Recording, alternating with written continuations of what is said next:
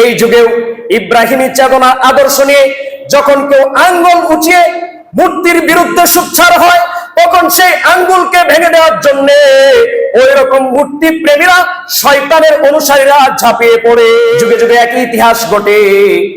আমরা দেখি সেই ইব্রাহিম আলাইহিস সালাতু ওয়াস সালামের উপরে যারা মূর্তি পূজারী, ওই মূর্তি পূজারীরা, মূর্তি প্রেমীরা, শয়তানের অনুসারীরা ইব্রাহিম আলাইহিস সালাতু ওয়াস সালামকে দুনিয়া থেকে নিশ্চিহ্ন করে দেওয়ার জন্য ষড়যন্ত্রে লিপ্ত হলো।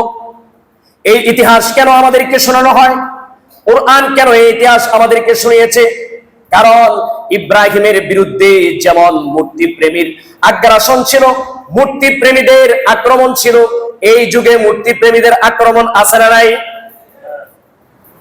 এই যুগেও ইব্রাহিমী চেতনা আদর্শ নিয়ে যখন কেউ আঙ্গুল উঁচিয়ে মূর্তির বিরুদ্ধে সোচ্চার হয়, তখন সেই আঙ্গুলকে ভেঙে দেওয়ার জন্য ওই রকম মূর্তি প্রেমীরা, শয়তানের অনুসারীরা ঝাঁপিয়ে পড়ে।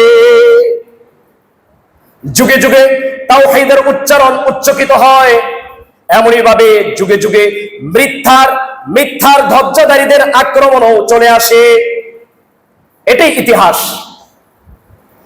সুতরাং নবী ইব্রাহিমের তাওহীদের মিশন নিয়ে এখনো যারা নামবে, তারা একদম নিরাপদ থাকবে, তারা একদম নির্বিঘ্নে কাজ করবে।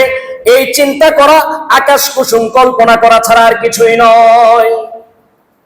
এ পথে আসতে চাইলে আপনাকে কিছু কুরবানি দিয়ে আসতে হবে, যে আমি যখন ইব্রাহিমের মিশন নিয়ে নামবো, তখন ইব্রাহিমের বিরুদ্ধবাদীরা যেমন নাকি তার উপর চড়াও হয়েছিল, আমার উপরেও চড়াও হবে। এটাই স্বাভাবিক। অতএব আমি দুধে দেওয়া তুলসী পাতা হুজুর হয়ে যাব, আমার বিরুদ্ধে কোনো মূর্তি প্রেমীর আক্রমণ থাকবে না, কোনো কথা থাকবে না, তা হতে পারে না। তাহলে সেটা ইব্রাহিমী চেতনা নয়, তাহলে সেটা আমাদের লামসাম, ভাওতাবাজি এবং দিনের নামে একটা প্যাকেজ আমরা দাঁড় করিয়েছি। না দিন না বদ্দিন, আমাদের এটাও চলে ওটাও চলে। হিন্দুর সেই মন্দিরে গিয়ে সালামও চলে, এখানে এসেও দাওয়াত চলে।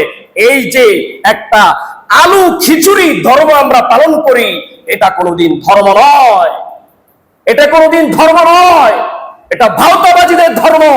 আল্লাহর কাছে এই ধর্মের কোনো দাম নেই, পরিষ্কার। আল্লাহর কাছে আপনি দুই দলের একটি আসতে হবে, হয়তো সত্যের মধ্যে আপনি আসবেন, নয়তো মিথ্যার পক্ষ আপনি নেবেন। মাঝখানে গা বাছিয়ে চলার কোন রাস্তা নাই। যদি থাকতো, তাহলে যদি মাঝখানে গা বাছিয়ে ঈমানকে পিওর রাখা যেত, তাহলে আল্লাহ তাআলা এই নবীদেরকে এত কষ্ট দিতেন না। যারা আল্লাহর সবচেয়ে প্রিয়, তাদের জীবনকে এভাবে হুমকির সম্মুখীন করতে হতো না।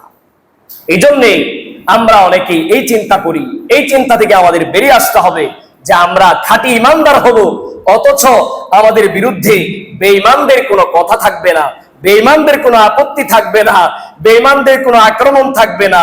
এই চিন্তা ভুল চিন্তা। আপনি যদি সত্যের পক্ষে হন, সত্য মিথ্যার লড়াই, এটা প্রথম দিন থেকে লড়াই, আদম এবং শয়তান, সেই দিন থেকে এই লড়াই শুরু হয়েছে, কিয়ামত পর্যন্ত এই লড়াই চলবে। আর এই লড়াইয়ের মাধ্যমেই একদল চূড়ান্ত জাহান্নামী হবে, আর একদল চূড়ান্ত জান্নাতি হবে। সিদ্ধান্ত আপনার, আপনি কোন দলের জন্য অনড় হয়ে সীসাডালা প্রাচীরের মতো দাঁড়িয়ে যাবেন।